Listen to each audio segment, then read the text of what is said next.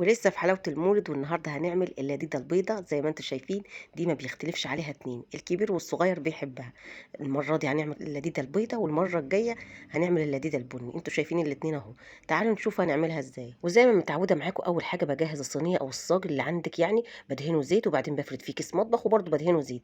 وباجي بقى بعمل السيرب، وبجيب الحلة وبحط فيها كوباية سكر ونص مية ورشة فانيليا او ماء ورد او ماء زهر زي ما تحبي، ومعلقه عسل جلوكوز كبيره. وزي ما بقول لكم على طول، برطمان العسل ده بجيبه من عند العطار، كله ب 25 جنيه. عملت بيه كل الحلاوه. وحطيت عصير نص ليمونه ورفعته على النار. وباجي هنا بجيب طاسه بضيف فيها كوبايتين جوز هند كبار، ده جوز الهند الخشن مش الضفر. لو عايز تعملي الضفر نفس الخطوات اعمليها. وادي السيرب اهو. غلى 3 4 دقائق، 3 4 دقائق بالكتير. وبعدين باخد اجربه اهو. خدت شويه في ميه اهو. لو اتلمت معاكي كده كوره ملزقه كده يبقى السيرب جاهز. لو لسه خفيف بتسيبيه ثواني تاني على النار.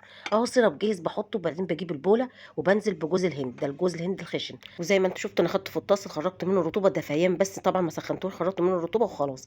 لو عايزه تعملي الضفر برضو نفس الخطوات بتعمليها. ضفت عليه السيرب، وبعدين حطيت حوالي شويه زبيب كده، دي اختياري ممكن ما تحطهاش. غلفته كويس اهو بالسيرب.